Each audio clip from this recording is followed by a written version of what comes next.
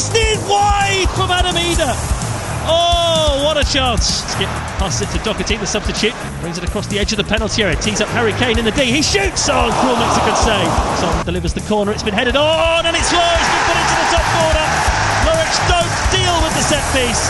It bounces down on the edge of the 6-yard box and it's swiped into the top corner of the net.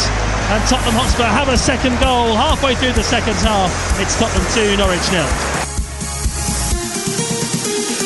Davies catches up with it, 30 yards from goal, gives it to Skip, back to Ben Davies. He's gone into the penalty area, lays it off for Son. Can Son put the game to bed? He can!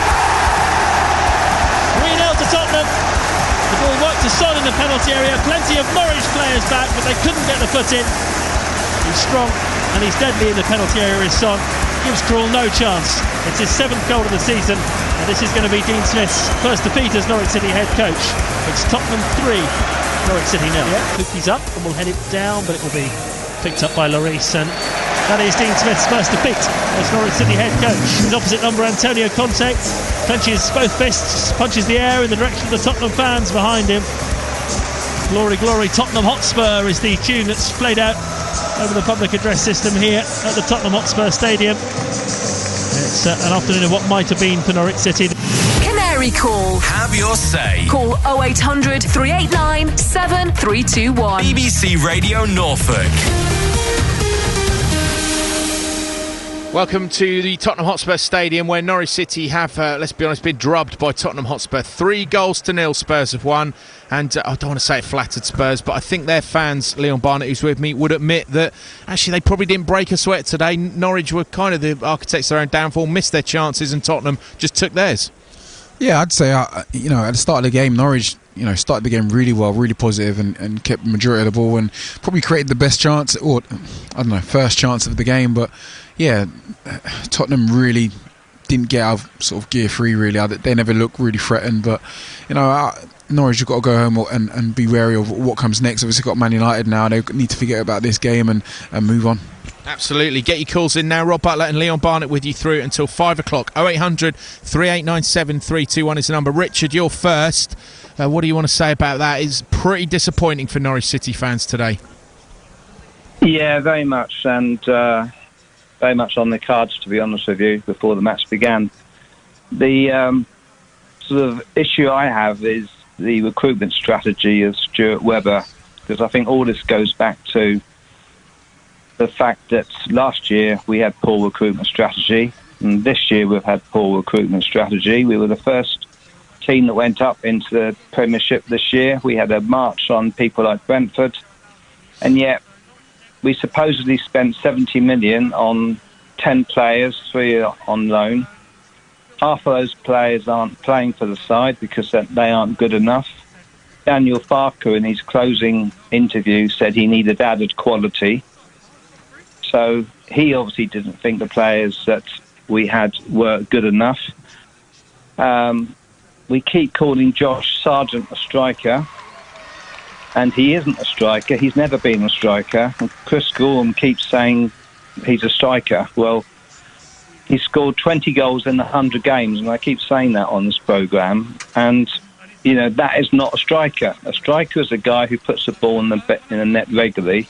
And we've gone into this league, the biggest league in the world, the most challenging league in the world, quite frankly, without a recognised Premiership striker. And I would include Pukki in that, because Pukki misses, quite honestly, as many as he scores. And yet he is the only person who can score on a consistent basis for Norwich.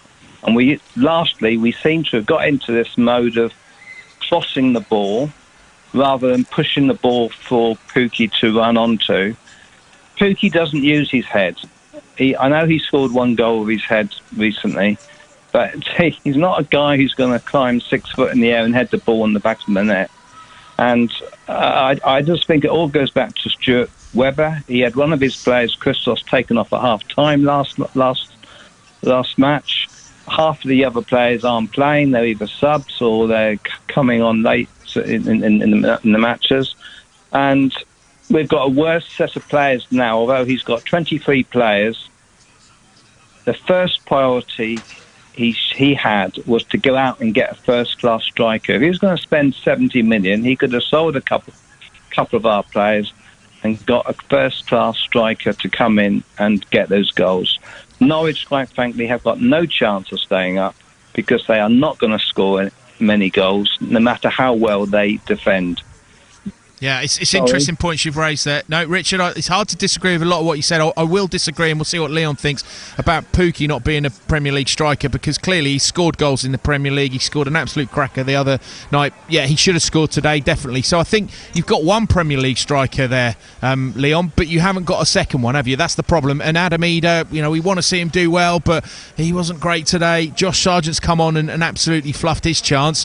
And he's looked like that all season. So there isn't that backup striker for Timu. Or if you do want to play two up front, there isn't anyone who can play with him who's perhaps good enough. Yeah, I kind of agree on that. And I think when you do go out in the market and you splash the cash on like a decent striker, I think that's half the job done. I think they've got to agree. They've got to want to come to Norwich. You've got to sell them a sort of a good deal as well. And I don't know, I think for Norwich, I think it's one of those ones where I don't want them to sort of go out their own box, really. I think we've got to sort of contain it, really. We're a team that's just come up from the Championship.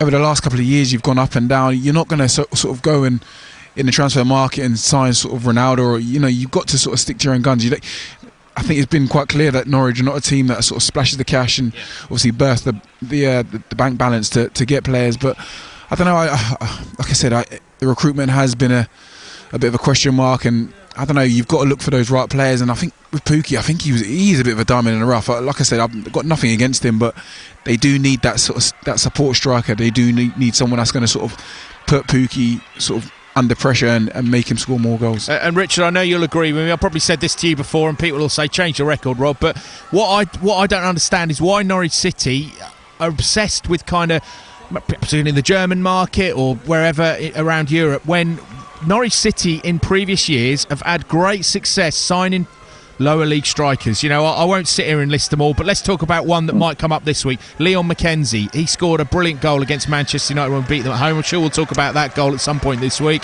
We got him from Peterborough United. And he was a good player for Norwich City, scored lots of goals. He was a natural born striker. You get Robert Earnshaw. Some people used to say, all he does is score goals. Well, there you go. That's all we need, isn't it? So there's two players that Robert Earnshaw, a little bit of a different case because he was a player we picked up for a lot of money. But McKenzie's a great example of someone you can just get from League One, League Two, bring him in, score some goals. Norwich don't do that anymore, do they? No, I absolutely agree 110% with you, Rob.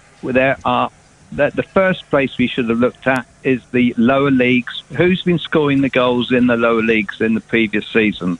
Because the best time to sell Norwich to a player was when we'd gone up to the Premiership and, we had the whole season ahead of us. We had the best chance to attract the right sort of player. And I don't know the names of the players in Leagues 1 and 2 and 3, but those are the sort of players we should be looking at and attracting towards Norwich, because they have proved they can score goals. And I've said before, you can't teach someone to score a goal. We've had people alongside you on the commentary said, well, maybe when they get one they can get 5 and 6. No, look at their records, because you can't train Harry Kane to score goals. It's instinctive. And we haven't got that sort of player. We haven't got the fox in the box type of player. Like Brentford have got that Tino, is it? Ivan Toney. He's a great example, Ivan Toney, because, all right, let's be honest, he wasn't great against Norwich the other week. He really wasn't. But we know what Ivan Toney can do. And Leon, let's bring you back in. They picked him up from Posh. He'd started at Newcastle, kind of didn't quite work out for him there, went to Posh, became a great player, and people talking about him being he's an international already and what have you. These are the kind of players that, and it's the same happened to you. You started your career at Luton Town and then went on to bigger things. There's nothing wrong with us looking at the lower league players and bringing them in. Yeah, definitely. I think everybody sort of should have a look at the sort of lower leagues, but it's tough when you go from the lower leagues to like Premier League. There's a massive gap. Like, people don't understand how big it is. I mean, you might be able to do it in League 1 and 2, and the Championship is very difficult. But to come and step into the Championship and mix it up with Man United, Chelsea, Arsenal, and Spurs, I don't know. It's a different question. I don't know whether it might be one of those ones where you sort of have to look at a loan market and maybe sort of, I don't know. I think Rob, you mentioned obviously we go to Germany quite often. Maybe look somewhere else. I don't know where they're doing the scouting or the recruitment, but maybe you need to look elsewhere. Peterborough, go there. It's up the road, cheaper. Yeah, a lot cheaper. But I don't know. I think you need to sort of open the branches up. I think you need to sort of look a bit more in depth, and it does go down to recruitment, but I don't think we can keep using the same story. Absolutely. Thanks, Richard. Great call to get us going. If you agree or disagree with Richard, I think we are going to be talking about strikers today here on Canary Call. 0800 389 7321 is the number. We'll also bring you some reaction from here at the Tottenham Hotspur Stadium as well. Chris Gorham has gone a long way down. It's a brilliant view we've got up here, but he's gone a long way down to go and speak to the manager, Dean Smith, the head coach. And I can see Brandon Williams is down there as well, talking to the media. So maybe we'll get a chat with Brandon. He was absolutely brilliant today, to be fair. Norwich is, for me, their best player. We'll see what Leon thinks in a minute as well. I can see that Chris has made his way down there, so we'll get onto him in just a moment. Let's get to Kieran now. Yeah, you want to talk about creativity, Kieran? Tell Leon what you want to talk about. Hi Rob, can you hear me? Yes, loud and clear, mate. Oh yeah. I mean, to be fair, we were at the game today, and I'd just like to say sort of how disappointing it was in terms of passing the ball sideways. I mean, it seems to be the same old story. I don't want to see Hanley and Gibson touch the ball more than any other player, if I'm being honest. I want to see my centre mid get on the ball and sort of turn and be brave on it, but it doesn't appear that we've got anyone in there when Norman and obviously Rashika's gone, who can get on the ball and spray it about. What did you think of Billy Gilmore today? You were here, so you saw it firsthand. We had a bit of a to and fro at half time, Kieran, where some people were saying, I think he's been terrible. I think he was for sort of the first few minutes of that first half, but once his passing got going there in the first half, he looked probably one of the most creative players on the pitch, but then pretty anonymous the second half. What did you make of Billy, perhaps in that first half? I thought Billy was okay. Is he the sort of player that's going to sort of unlock a defence? Obviously, it's massive holes in there when Buendia's gone. We brought Rashika in, but he's a completely different player to Buendia. And I think at the end of the day, you're bringing sort of a championship striker. I mean, when we made the sub for Ida for Sargent, that's a championship sub for a championship sub for me. I don't think either are good enough for the Premier League. And I think that's the case. What we've got all the time is we're making subs, and it's just pure championship footballer for a championship footballer. And I think the recruitment's been really, really poor. Obviously, you've got your Norman and you got maybe Rashika and Gilmore, and you think maybe they're okay for sort of Premier League sort of player, but. Why are we signing Zolis if for the future? We need players now. Norwich fans have had enough of going down every year. It's the same old. It's the same old sort of performance every year. Oh, you know what? We're signing for the future. No, Norwich need players now. We need players. Yeah, I totally agree. We need players that are sort of ready to step up to the plate. I mean, you look at Adam Armstrong, perfectly good striker, and he will score goals for you. At the end of the day, what you've got to do is you've got to buy these players that are ready to step up to the Premier League now. And that's just so frustrating to watch every week because all I see is sort of we keep the ball quite well and we play nice football, but do we ever look like scoring? Not really. Great stuff, Kieran. Yeah, it's hard to disagree with you, mate. Adam Armstrong's a good example. He's gone to Southampton to replace Danny Ings, but I was really impressed with him at Carrow Road, even though we beat Southampton recently. He's really tidy little player, gets involved, got a bit of pace, got something about him. These are the kind of players that perhaps Norwich could get, Leon, but they're so fixated on talking about self-funding, and we heard it every week with Daniel Farker, self-funding this, self-funding that. But if Norwich go out there in January and maybe get some money in for Max Aarons and perhaps bring in something to replace him, they could use that money, but unfortunately, if you can't beat them, you've got to join them. No one's saying that Norwich have to go out there and spend millions and millions and millions of pounds, but you need to get something in to back up Timu Pukki, don't you? Yeah, definitely. I think there's a lot of strikers out there. I think we sort of keep referring to sort of the Championship and the German League, but you look at Mitrovic, he's sort of been in the Premier League, not really done it, gone back down to the Championship, and he's the top goal scorer. He's scored loads already. Yeah, you've got Dominic Solanke that's done really well as well. But just one of those, you're battling with clubs, and nowadays with the price you pay for a striker or even any sort of young player is, I don't know, it's just well above what you expect, and I think that comes with the pressure as well. You get them into a Premier League club, and you spent sort of 25 million. they've got that pressure and they have to score goals. It just adds more pressure to yourself and the team. Yeah, Kieran, just talking about Mitrovic, he's already got 21 goals, which is incredible. He's one of those players that perhaps not quite good enough for the Prem, but too good for the Championship. Ben Brereton at Blackburn's got 17, Solanke, as you mentioned, 16. Yeah, so these are all players that are doing well. What would you be looking at lower leagues, or do you think the recruitment of going into Europe is better, Kieran? I mean, what we're looking at is you give Timu Pukki chances, he will score goals in the Premier League. But the problem is, there's no one creating chances for him. He's made absolutely. I mean, to be fair, most people wouldn't have scored that chance against Newcastle the weekend. And to be honest with you, who's creating those chances for him? Because it's your left back coming on, you're newless. I mean, I thought we were terrible midweek against Newcastle. Obviously, today you don't expect anything from the game, but who is actually creating those chances for sort of your Timu Pukki? I think Adam Eders probably needs a loan spell.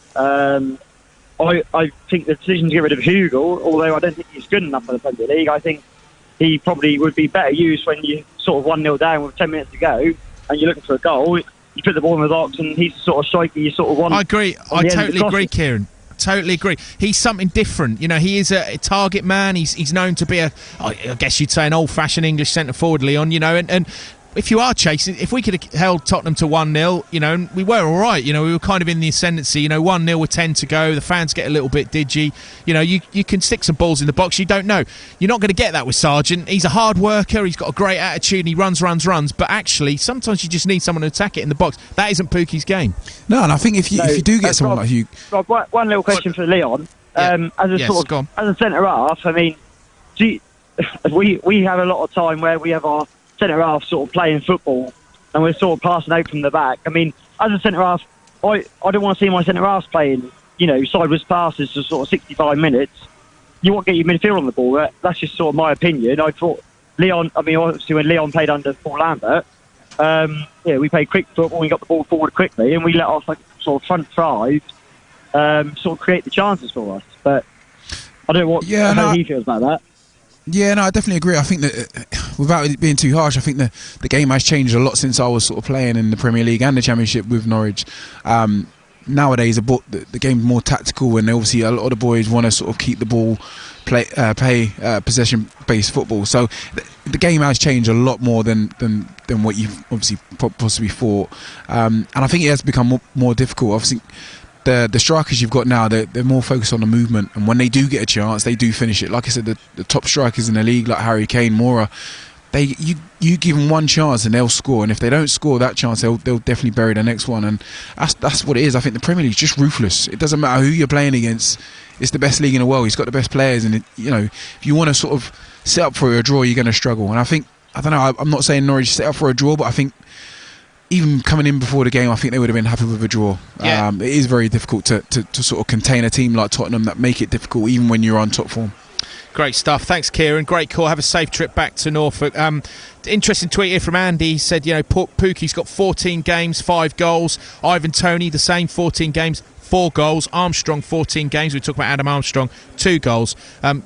Great stat there, Andy, but I think the point we're trying to make is, we know Timu Pukki can do it in the Premier League, and he has, and he's scored more than Ivan Toney, more than Adam Armstrong. It's just that backup that we haven't got. We haven't got that little option on the bench where you think, right, who can come in? If you want to play 2 up front, which they did today, under Daniel Farker, the plan was very much 1 up front, but it's clear that, and sometimes he changed that slightly, but generally it's 1 up front. Today it's clear that Dean Smith fancies sometimes a 3-5-2.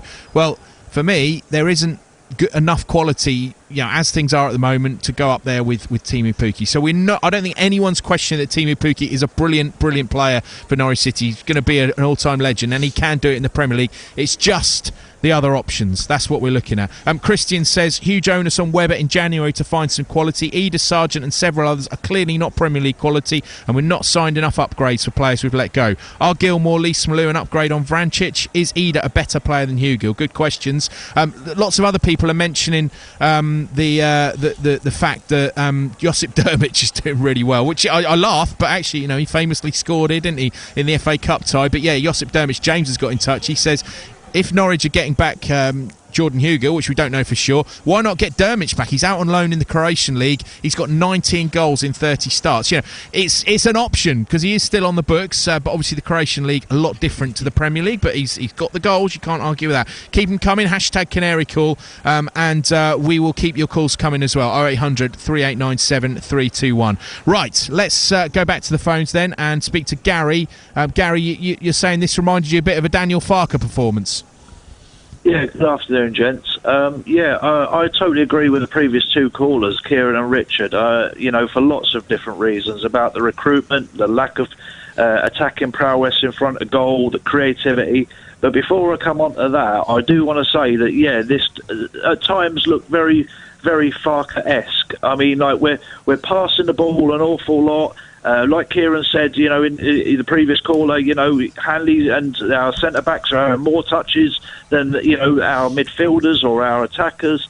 We just seem to be passing to death. And, I mean, that was evident on Tuesday night against Newcastle. Poor Delia was even falling asleep to it. So, we have all this possession. We wind up coming away with like 60, 70% possession, but we do absolutely nothing with the ball when going forward. We talk about Josh Sargent as well. I don't want to be too unkind to the young man, but, he's hopeless. He really is hopeless. I mean, he looks like a deer caught in headlights. He's indecisive every time he gets the ball. I don't ever see him actually scoring for Norwich. I might be wrong, but I don't ever see him scoring for Norwich. Richard was right. His goal-scoring ratio in previous years has been shocking. And I don't know why we sort of don't maybe look to the lower leagues. I'm not a fan of the lower leagues. I want somebody who is proven in the Premier League, who can score goals. But if Norwich, let's say, can't afford certain players and their wages are a problem, why not look to the Championship? I mean, we've got Brereton and Diaz. I agree, Gary. I agree with what you're saying, but you totally agree. But Norwich, haven't got the sort of money. If you want to get a Premier League proven goal scorer who can get you 15 goals a season, everyone wants that. So all I'm going on is what Norwich have done before, and is that relevant? I'm not sure. But we have got at this football club proven track record of bringing in players, strikers in particular, from the lower league who've gone on to do great things. Obviously, there are exceptions to the rule, but going right back to sort of Kevin Drinkle from Grimsby, and all these players we've had over the years. Flecky we brought down from Rangers. I know Rangers are a massive club, but still, you'd say the Scottish Premier League isn't quite the English Premier League or the English top division. There's been a real track record of Norwich bringing in players who are naturally goal scorers, and we just haven't done that recently. We've tried to go a different route, and it just hasn't worked out. Timu Pukki is the only striker we've brought in the last 5 years who's actually cut the mustard for me. Yeah, I mean, we got Dean Ashton all those years ago, and I think we picked him up off of Crewe. We did, but we spent a lot of money on him. But I mean, that would be money that we could afford now. Put it that way. And that was a no-brainer because Dean Ashton was one of England's best young strikers. And he went on to have a really excellent time with us at Norwich. But that's a good example. Picked him up from Crewe Alexandra. We should be able to be signing players from teams like that. Definitely, but the recruitment this year has been very, very poor. I mean, we spent about 30 million reinforcing the front line, and I don't see any goals from any of those players. And this just ain't Sargent. This is Rashika as well. This is Zolis. This is Lees Malou. That money could have been spent on getting a decent striker and someone who's creative, someone who can do the things that Buendia does. I still think we're missing Buendia. We've replaced Buendia with all these players, but they just haven't cut the mustard. And you've got someone like Brereton Diaz who's scoring goals for fun for Blackburn at the moment. Why are Norwich looking at somebody like that? Well, we'll see, won't we? I mean, it's going to be big January, isn't it, Leon? And the club has said, and we've heard it from Smith as well, he's not talking about January. Obviously, that's what he's telling the media, but of course, I'm sure he is with Stuart Webber. They're making plans. But I guess the question, and we've asked this question before, Leon, is if Norwich could get Max Aarons moved on for a lot of money, and actually did catch the eye today. I thought Max Aarons was good today. Would you be, if you were sort of managing the club, would you be thinking, right, get a bit of money in for him, say 20-30 million? If I can reinvest that, we can pick up a full-back, we can go with what we've got and get a striker in because it's that important. Would you be sort of open to that? Oh, 100%. I think the striker is probably the main issue that you're sort of wanting to recruit. But yeah, like I said, I don't know whether it's going to be as easy as that. I don't think there's going to be people out there going to let their top strikers go for sort of, very cheap. It is going to be a very hefty fee that's going to come with it. And like I said, it might take him time to sort of make themselves comfortable and start scoring goals. No one's going to come into this team and then straight from day one going to go and score a hat-trick. It happens very, very rarely. So I don't know. I think if there is a new striker that comes in, I think everybody's got to give him time. They've got to realise it's not going to be a quick fix. Like I said, not got long in the season, but it's not going to happen straight away. And I think you need the rest of the boys, the rest of the team to sort of chip in. It can't always fall down to the strikers. And Gary, what about you? That sort of hypothetical question. I mean, I'd say hypothetical. It might be how it turns out. Cash in on Aarons, and then go big on a striker. Would you be okay with that? Well, I don't really want to lose Aarons, but if that's the way we have to do things because we've got no money and we have to try and sort of get some funds from somewhere, then yeah, definitely. But then again, this all comes back to what Richard was saying about poor recruitment. I mean, I question. Stuart Webber and our entire scouting department. What are they looking at when they look for these sort of players? Because surely you look at Sargent's record and you look at Rashika's record and you think, well, you know what? They don't score a lot of goals. They've played a lot of games, and we're asking them to do it in the Premier League. You've got to look at someone's record and identify that someone is a proven goal scorer. It's no good getting someone from, let's say, the German top division who's just been relegated and see that they've scored 20 goals in 100 games. They're not going to cut it in the Premier League.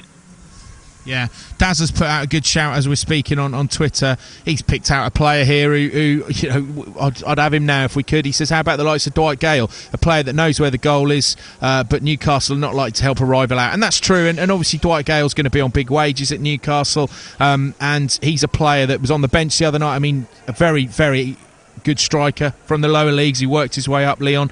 But the trouble is, we can sit here and say, well, wages are high, blah, blah, blah. But Norwich, unfortunately, if they are serious about staying up in the Premier League, they're just going to have to bite the bullet and spend it. And whether that means selling Aarons, use that money. You can't keep saying, oh, we ain't got no money, When you're in Premier League, you that's why you're here. You get all this money, it comes in. We all know, we're not telling them to go out and spend 200 million. We're just saying, look, you need to spend, 15 million on a centre forward, and that isn't a lot of money these days. Yeah, I think, like you said, I think you do have to bite the bullet and splash the cash. Like, I don't want Norwich to be one of those teams that always goes down from the Premier League and then bounces back up in the Championship. That's not what they're about, and I think they're a lot better than that. But yeah, I think if it means that you have to sell one of your your best fullback, if not your best fullback, to get the cash, then I don't know. I'm more of a team person, really. That's the sort of thing I'd probably do to keep them up. Absolutely. Thanks, Gary. Great call. Keep them coming. 0800 389 732. And remember, there's a middle ground. People will be saying, shout at that radio now, oh, Rob, we don't want to be going out in there. And exactly what Leon just said. Norwich don't have to go out there and be silly and spend loads of money. But there is a middle ground. It's not spend loads or spend nothing. There is a kind of middle ground where you go, we're going to spend a little bit, which is, to be fair, what they did in the summer, 50, 60 million. But that's the problem. You look at the likes of Josh Sargent, whether he cost around, believed to be about 8 million, does he look like an £8 million player? Certainly not on today's performance. He missed a real big opportunity and he absolutely fluffed it. We've seen him miss an open goal at Carrow Road.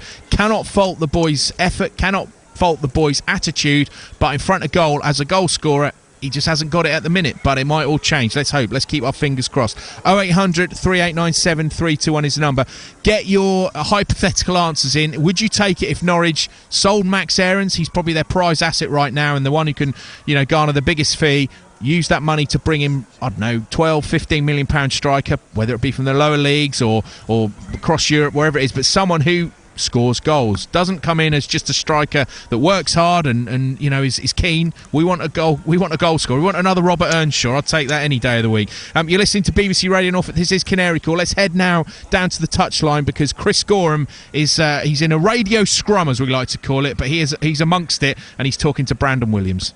Brandon, how much of the position you're in the league table at the moment is the psychology and being able to deal with results like that? well, we're not getting relegated tomorrow. We've got to keep moving forward. Like I said, we're not getting relegated tomorrow, so there's a lot of games to go. We keep on improving. It's not that far away. The teams are very close, so we just focus on ourselves. You go back a month, the team only had 2 points. You've now got 10. So in recent weeks, yes, you've lost today, but the general direction of travel has been in the right one, hasn't it? Yeah, I think everyone was writing us off at the start of the season, like it was going to end then. But we've took 8 points. We're now on 10. But we don't really look at the table.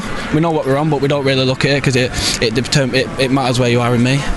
What's Dean Smith done differently? What has he changed around the place? I just think everyone obviously takes a respect. He's been at a big club at Villa, so we've come here and he's changed a lot on how we play, and we all enjoy it. It looks like, particularly today, he's given you plenty of licence to get forward. I suppose the extra centre-back helps, doesn't it, with that? Yeah, definitely, but I just want to play football. Wherever the boss wants me to play, I'll play, and I really enjoy it. Despite the defeat today, how much are you enjoying this at Norwich City, being a regular part of the first team? Yeah, definitely. It's what I wanted to do. It's why I came here. I wanted regular game time to learn and get the experience, and I'm getting that, and I just want to keep on improving and keep moving forward. It's tough though, isn't it? I mean, you've played for Manchester United, so you know about the quality that is there at the top of the Premier League, and you see, Lucas Moura's goal today. There are teams in the Premier League, there are players in the Premier League that are capable of moments like that. Yeah, we have players in our team that are capable of that as well. You've seen Timu's goal against Newcastle, so we have players. Every team has that, but when you come here away to Tottenham, then it's going to be a really difficult game, and unfortunately we lost 3-0. I guess it's a strange week for you now, isn't it? Knowing that through no fault of your own, the next game you can't play in. Yeah, definitely. But I'm going to be training with the team. I'm going to be pushing them. I'm going to make sure that everyone's ready, and I'm looking forward to it. Yeah. Are you in a position where you can tell your teammates what to expect from certain members of the Manchester United team? Well, they've got a new manager, so I don't have a clue. I'm not there, so yeah. All you can do is watch the previous game, so I have no clue. It's funny, isn't it? You started the season playing under Daniel Farke and Ole Gunnar Solskjaer. It can change so quickly in football. Yeah, that's what it is. You got to stay focused. You got to concentrate on the team. I'm at Norwich. I'm concentrating on them.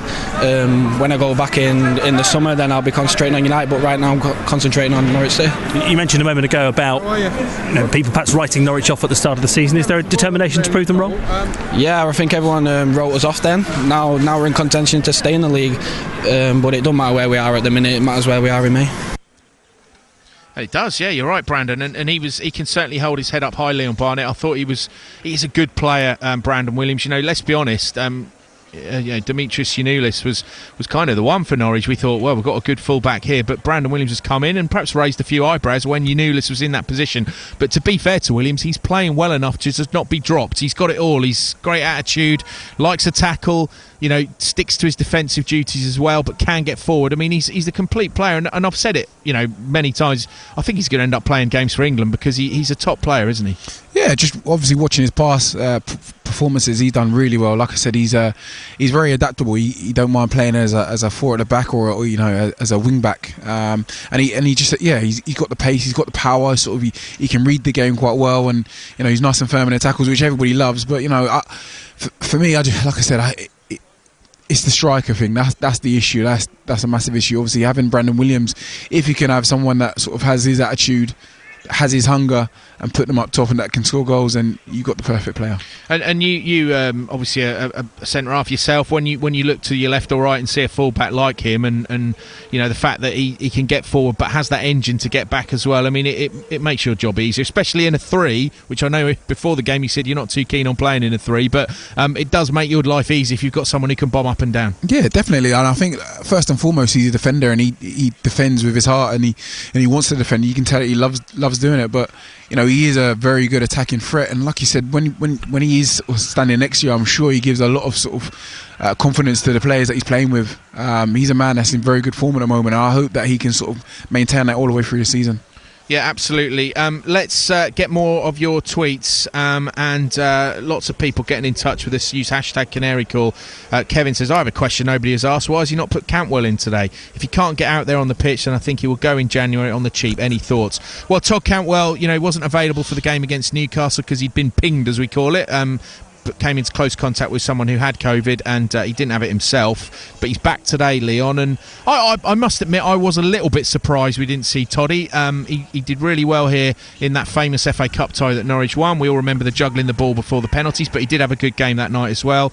And I think these are the sort of games where he can shine. You know, he's on a big stage and he likes that, and you know, all eyes are on him, and I think he perhaps would have thrived a little bit today, but perhaps just the manager thought it's just not a game for him, but he has got that little bit extra.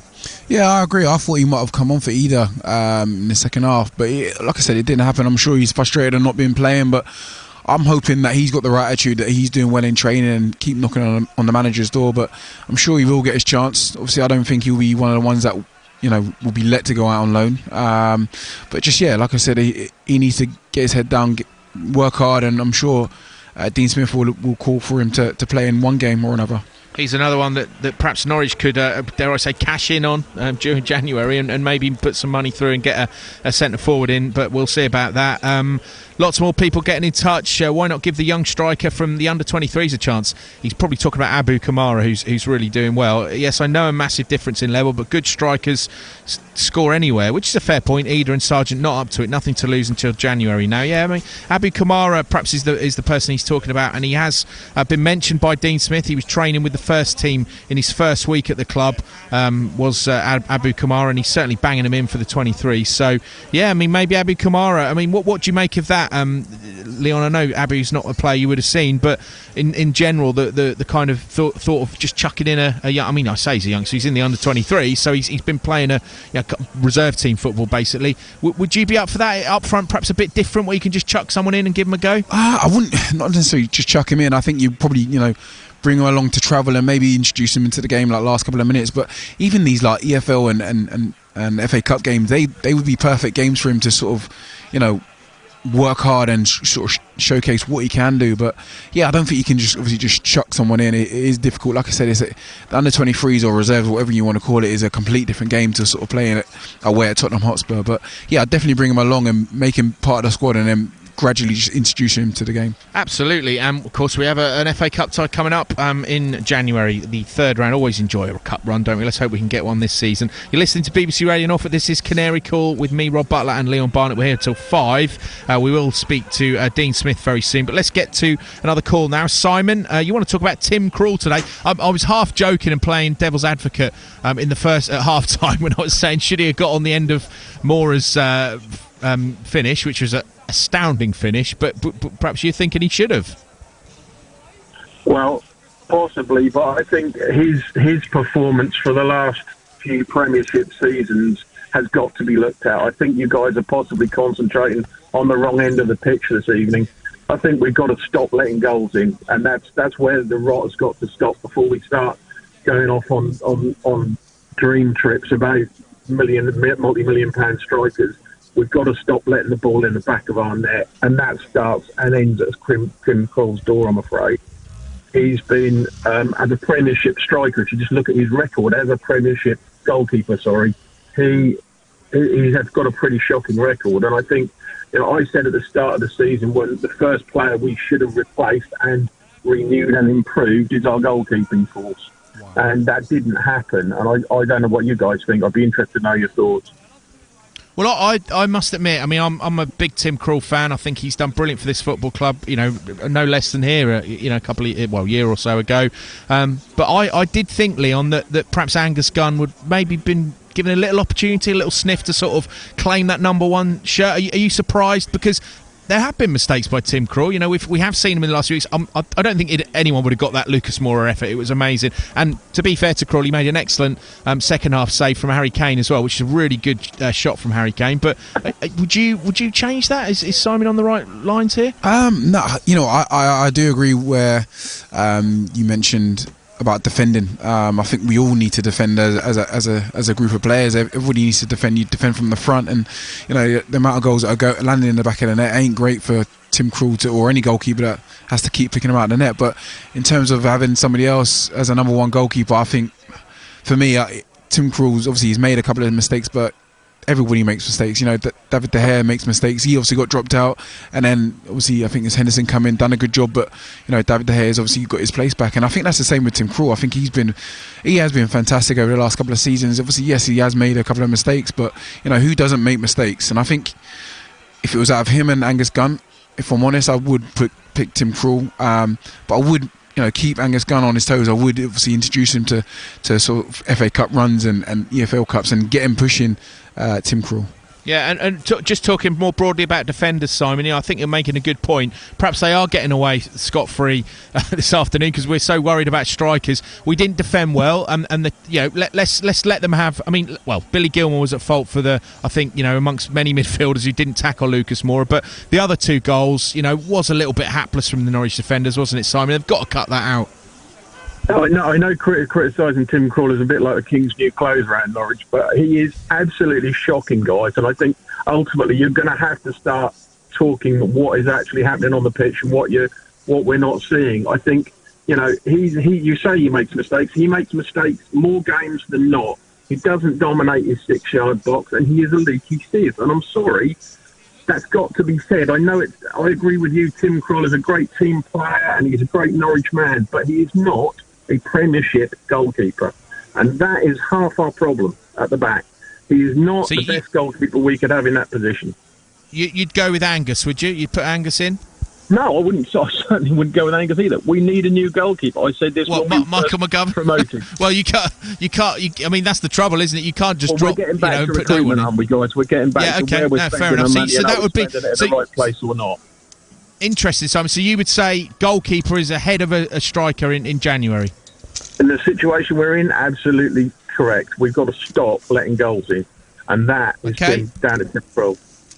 Brilliant. Well, great call, Simon. That's going to get them talking. If you agree or disagree with Simon, give us a ring. 0800 3897 321. If you agree with Simon that we should be seeing a goalkeeper in ahead of a striker in January. Interesting take, but that's what it's all about here on Canary Call. Let's keep the calls coming. We're going to hear from Dean Smith very soon as well. We'll bring Chris back in as well because he's made his way back up to the top of the stand here. Let's hear from Steve now. Hello, Steve. You've got a name that Norwich should be looking at. Go on. What's the name you think Norwich should be getting up front? Hello, boys. Yes, Divock Origi. I'm a Scouser, been living in Norfolk since 1977, and it's the same old story with Norwich. They do not invest. They sell their players for big money, and they invest peanuts and expect to get quality. Now, anyone watching Match of the Day last night and looking and listening to Jurgen Klopp with his comments, it's obvious that Divock Origi is in the shop window. Now, they would be able to get him for about 10 to 15 million pounds. Make no mistake about that. I am absolutely certain, and I still keep in contact with my friends on Merseyside. And the rumours what are going round Merseyside at the moment is that Everton are the club that are going to sign Max Aarons to replace Seamus Coleman.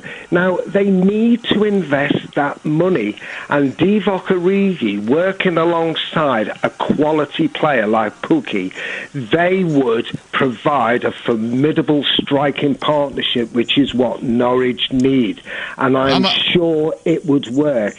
I'm very disappointed because Norwich are my second team. I obviously follow Liverpool, but I do follow Norwich, but I'm disappointed with Stuart Webber and his recruitment policy. I felt very sorry for Daniel Farke because he was working with players that are not Premiership quality. So Divock Origi and the Norwich fans will be smiling because you'd still be in the Premiership next year. Steve, can you do this? Can you get onto the guys up there and sort that out? I just can't. Honestly, Divock Origi, you're saying 10, 15 million. Well, he signed for. He signed for Liverpool for 10 million, and since then he's scored a lot of goals. And he's a full Belgium international, who are the best ranked international team. I think you're talking 30 million at least for him. That's what my bet is. Would get him 15 million max, and I'm sure if Norwich worked on that, they would get it. Liverpool would snatch their hands.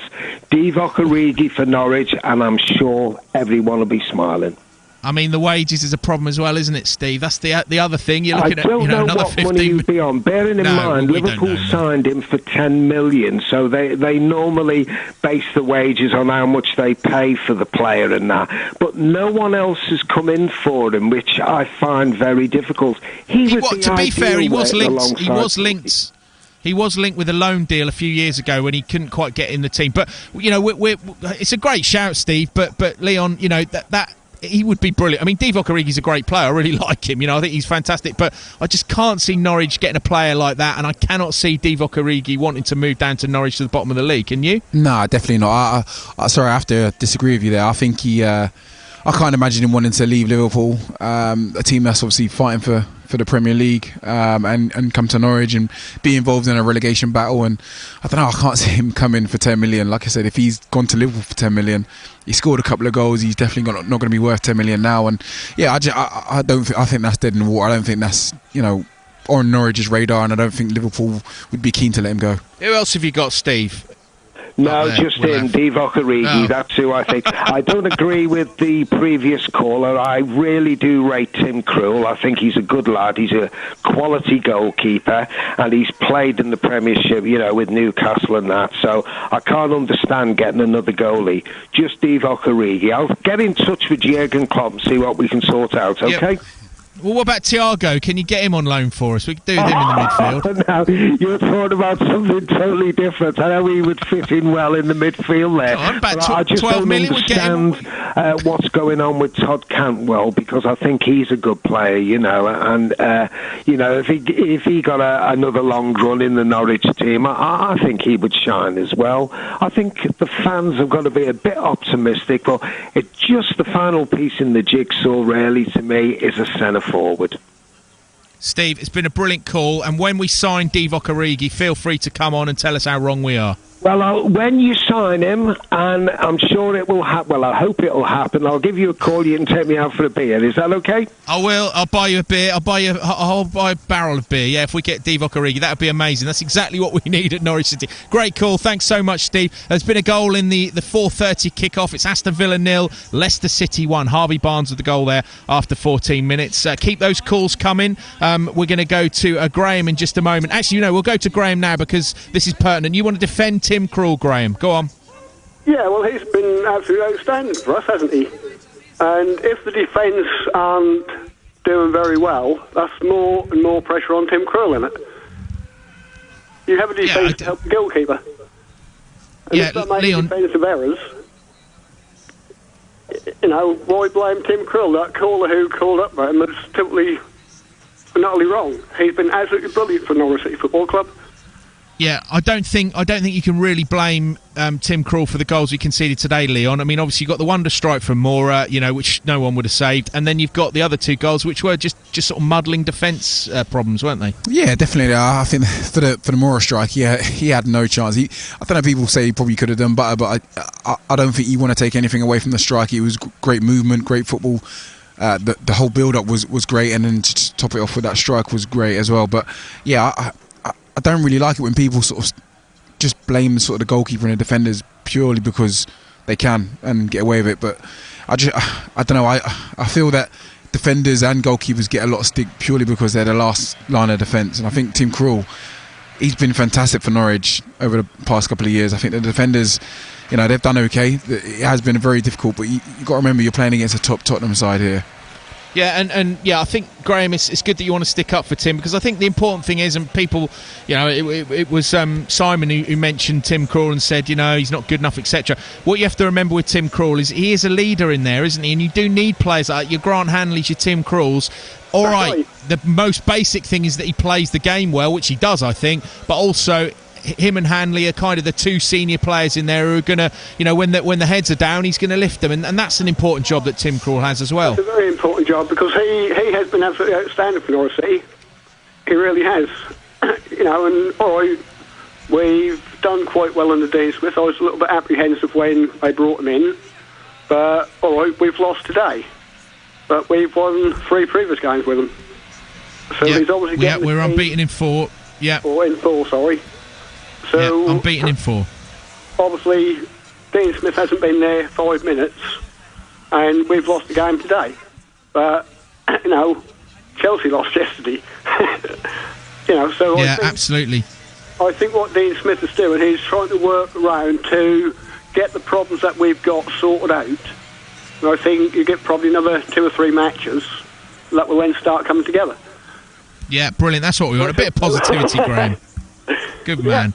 Thanks, mate. Great call. Lovely stuff. Thank you very much to Graham there, sticking up for Tim Krul, who took a bit of stick from Simon earlier on in the show. Another goal at Aston Villa, and Emi Buendia has scored for the Villa. It's Aston Villa 1, Leicester City 1. Harvey Barnes gave Leicester the lead in the 14th minute, but just 3 minutes later, we know all about Emi Buendia. He's got a little bit of stick from the Villa fans, but they'll be happy today. It's 1-1 now, Buendia with that goal. Let's head down to the touchline now, a long way down in the pouring rain. Chris Gorham is with the Norwich head coach, Dean Smith. Dean Smith, your first defeat as Norwich City head coach. Did 3-0 flatter Spurs in the end? I think it did, but at the end of the day it's the scoreline, so you can't change that. I mean, you look at XG and it'll be a pretty even game. I can't complain at half time going in 1-0 because they had a good player, scored a good goal, and sometimes you have to take that on the chin. But our performance was up there. I thought we were really good, controlled the ball for long periods, created a big chance, and also some really good moments where we could have done better. And the second goal kills it for me, and that's where I feel that we have to be better. We can't concede set-piece goals. When you're playing against the likes of Tottenham, there was some fortune in it. I think it deflects off one of our players and falls for them. But they showed their clinical side that we didn't. But it's, for me, everybody on the outside will look at it and think it was a standard scoreline for Tottenham versus Norwich, but I think anybody within the stadium knows it was far from that. Talk about expected goals there, and actually all 3 of your strikers had big chances today, didn't they? But they couldn't take them, and that's something that's clearly got to change and got to be worked on. Yeah, ultimately that is the be all and end all. You have to score goals and not concede them, and we didn't take our chances today. We have to be more clinical. I believe there's potential to work with within our squad, and sometimes it might have to go off somebody's shin to give everybody that confidence that they need. But as I say, for me, it's a performance and a step in the right direction, but the scoreline doesn't look like that. You take consolation from the fact then that at least those chances were created? Oh, without a shadow, you have to. Not many teams will come to Tottenham here and have 60% possession and create big chances like we did today. So Antonio Conte's team, first and foremost, are very hard to play against and hard to create chances against. We've created more or less 3 big chances today, and if we're taking them, we probably don't lose the game. When you are in amongst it at the bottom of the table, how much is it a psychological battle? How much is it making sure that a defeat doesn't have too much of an impact like that? Yeah, I don't believe it will. I mean, we've got tough games coming up, but games that we're looking forward to and not fearing. We've picked up 4 points in the first 2 home games against tough teams. Played 1.5 good games in them, but we've only picked up 1 and probably deserve better in our 2 away games. So it's important now that Carrow Road becomes a really hard place to come, whether you're Man City, Man United, Aston Villa. It's got to be tough, and we'll certainly make sure we'll do that. You talk about potential being in the squad for goals. As a head coach, can you make a team more ruthless, or is that something that players either have or don't have? No, that's something that players work on and build, and that's down to our coaching to help them, give them they've certainly got the tools, otherwise they won't be Premier League players, but then it's down to our coaching and their attitude, which I've seen has been really good, and as I say, hopefully then we can turn the corner. You changed the system today, 3 at the back. Was that the way forward for Norwich, or was that a system designed to try and make life difficult for Tottenham particularly? No, it was a system designed for this game, with the quality that they have up front, with Kane, Son and Moura. They play really narrow, and I just felt that if we had 3 centre halves there, we could actually cope a little bit better with them, and I thought we did for the whole. So it was a system for today, and I thought we played it well, and just shows how adaptable the players are. Dean Smith staying positive, speaking to Chris Gorham there down on the touchline, and Chris is back up with us now. And yeah, Chris, you just raised a good point, as you always do. It's all very well talking about Canary called Divock Origi, 15 million this, 16 million that, but Norwich's best striker, we've got no problem with, was free. This is it. We get a bit caught up in transfer fees, I think, sometimes. You're talking about Norwich City spending, let's say, £10 million on a striker in January. that's about what they paid for Josh Sargent. That's how much they spent. So people talking about Norwich not investing in strikers in the summer. They spent the best part of £10 million on Josh Sargent. Up to now, it hasn't worked. He's not a player that looks like he's got Premier League goals in him. And yet Pukki, who does, and is Norwich's top scorer, and scored a brilliant goal against Newcastle the other night. Okay, didn't score today, but that was a free transfer. So it's about more than money. It's especially when you factor wages in as well, which are always a bit of an unknown quantity with people like Divock Origi. If that was a realistic signing for Norwich, then things might be different. But I think it's about that skill of being able to find the next big thing with your recruitment, isn't it? It's not easy. It's easier to get these players when you've got lots of money to spend, but when you haven't, the talent is being able to spot that player who is going to be the next big thing, and that's always been the challenge for Norwich City. Sometimes they've got it right, sometimes they haven't. We'll get Leon's take in that in a moment, but just bring in Andy on the line. Hello, Andy. Hi, Rob. You want to defend Tim Krul again after Simon's call earlier?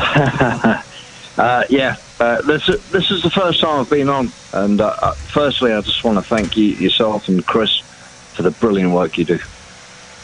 Thank you, appreciate that, mate. For our club. And I just thought it offended me what Simon said. So I think Tim Krul, brilliant keeper, but more than that, he's a good man for our club. And that's the thing, isn't it? And look, you can't take away from the fact that the most important thing with a footballer is what they do on the pitch. But as we touched on with Graham, the previous caller, Andy, he's someone who's a leader in there. They call them cultural architects, don't they? And that's so important that he can come in there and he understands the club, and he's in there in the dressing room, and if the player's having a bad day, they can go to him, and Tim will come and come and put his arm around them and help them through it, and that helps team spirit, doesn't it? So when you need someone to really dig in, you got your Grant Hanleys, you got your Tim Kruls, you got your Kenny McLeans. You need players like that. It's like because we don't have a back four, or whatever system we're playing, we don't have a back four, it's a back five. He's part of that. And he talks to his centre-backs, and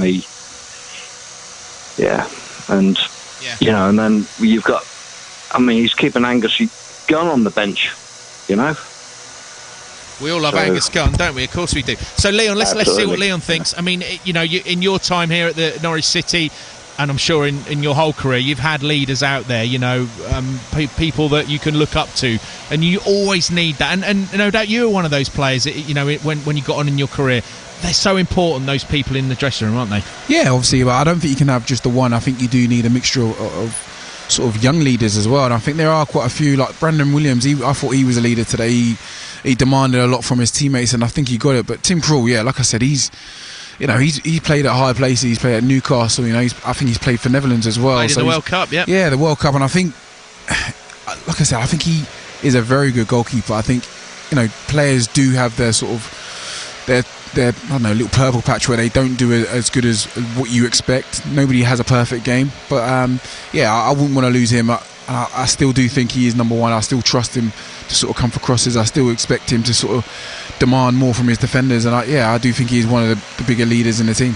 Yeah, and Chris, I know. Well, it doesn't really matter what you think, really, what either of us think. But you were a big fan of Tim Krul as a human being as well as a footballer. Yeah, I think that caller was a little harsh. I don't think Tim Krul has been the main reason why Norwich City are at the bottom of the Premier League. I think he's probably had games this season where you would expect him to do better. Probably the one at home against Leeds, where he let that effort from the Leeds player Rodrigo bobble in, but he's made several other good saves. I wouldn't be looking at him. I do think today it's pretty clear, really, that the biggest problem is the other end of the pitch, whether Norwich are going to get enough goals to stay up this season. You've just heard Dean Smith say that from what he's seen, actually he is adamant there is the potential for goals within the Norwich City squad, and he says today proved it, because they came to a Tottenham team, and Antonio Conte is well known for being a manager that demands being difficult to break down, and you don't get many chances against them. Well, they did get 3 golden chances today. They should have had 3 goals today. I don't think that's going too far. So Dean Smith is preferring to look upon the point that, look, we got these chances, we got ourselves in these positions,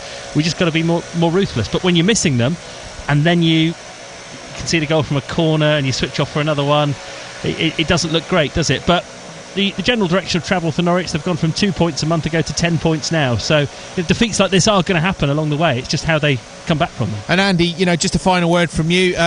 Positivity there, and Dean Smith is trying to stay positive. And let's be honest, we've got a big home game against Manchester United, one for all us Norwich fans to get our teeth into.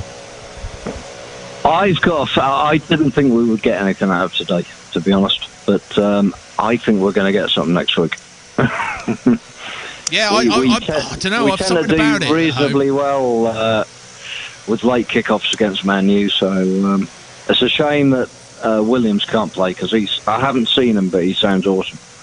He's brilliant. Yeah, he was brilliant today. He's Norwich's best player for me. Thanks, Andy. We'll leave it there because we're running out. Go on. Giannoulis can come in. He can come in, mate. Yeah, absolutely. Thanks, Andy. Great call. Well, that's it for Canary Call. We've heard from Brandon Williams. He did a great job. Just a final word to you, Chris. There is some positivity. Dean Smith's staying positive, and I fancy it next week, don't you? Man United at home. We're in the Premier League. Away day at Spurs, followed by Manchester United at home. This is why we got so excited about winning the Championship, isn't it? These occasions. Yeah, you might not win them all, but it's great to see Norwich City being part of it, and we've ended up 3 points from safety. We're in the mix here. We really are still for a relegation battle. It's going to be tough, but we're in the mix. Absolutely. Thanks to Chris Gorham and, of course, Leon Barnett as well for doing a great job for us as ever. Thanks to Sam and Joe back at the forum as well. That's all we've got time for on Canary Call. If you joined us late, don't worry. We will put this out as a podcast probably tomorrow as well, so you can listen back. Also available, of course, on BBC Sounds. That's all we've got time for here from the brilliant Tottenham Hotspur Stadium. Lots of Norwich fans enjoyed their day in terms of off the pitch, but not on it. It was a bitter defeat for Norwich City, 3-0 here at Spurs. We will be back for the scrimmage on Thursday. Already got a couple of good things lined up for that, and next Saturday's going to be epic. We've got a live Kings Lynn Town game, and it's Norwich City against Manchester United. Good night. From the BBC Sounds app, on your smart speaker, Play BBC Radio Norfolk. and on your radio. The sound of Norfolk is BBC Radio Norfolk. At 5 with the BBC News, I'm Sophie Yardley. Hundreds of people have attended a vigil for the murdered 6-year-old Arthur Labinho Hughes. The little boy from Solihull was abused and killed by his stepmother. His father was jailed for manslaughter. The government's announced a major review into how the authorities handled the case. The Children's Commissioner for England, Dame Rachel de Souza, said Arthur's voice wasn't heard. My concern is that here we are, 20 years since this post was set up, and we're still having these cases. Arthur raised concern. He was not a baby. He was 6 years old. He raised concern and the system did not hear him. We must listen to the voices of children. The business secretary says it's completely unacceptable that around 4,000 homes still don't have power a week and a half after Storm Arwen. Some have been told they won't be reconnected until Wednesday. Kwasi Kwarteng has been visiting those affected in County Durham. As far as the MPs are concerned, I think they've done a great job raising the issue in Parliament, engaging local communities. Lastly, I would say, if you look at the conditions, there's snow all around. Engineers have really struggled to get power cables and power supply up and running in difficult weather conditions. The UK Health Security Agency says another 86 cases of the Omicron COVID variant have been confirmed, bringing the total to 246. Ministers have defended the decision to reintroduce pre-departure COVID tests for people coming to the UK. Some travel firms are warning they could be ruined. Professor Mark Woolhouse is a specialist in infectious diseases. He told the BBC's Andrew Marr that the move was too late to make a big difference. I think that may be a case of shutting the stable door after the horse has bolted. If Omicron is here in the UK, it certainly is, if there's community transmission in the UK, and it certainly looks that way, then it's that community transmission that will drive the next wave. House of Commons Speaker has promised to raise allegations of drug use in Parliament with the Metropolitan Police this week. Sir Lindsay Hoyle told the Sunday Times that he found reports that traces of cocaine had been found in several lavatory areas as deeply concerning. It comes as the government plans to tackle problem drug use, pledging £700 million over 3 years. Chelsea have won the Women's FA Cup. They beat Arsenal 3-0 at Wembley. And a strongman who became famous for balancing a mini on his head said he wants to reach 100 world records before retiring. 74-year-old John Evans has raised more than £250,000 for charity and currently holds 98 world records. It's just a determination and a willpower that is the glue that sticks you to hold it together, and it's just my neck. Simple as that, really. And you can see more from that interview on the BBC East Midlands Facebook page. It's 5 minutes.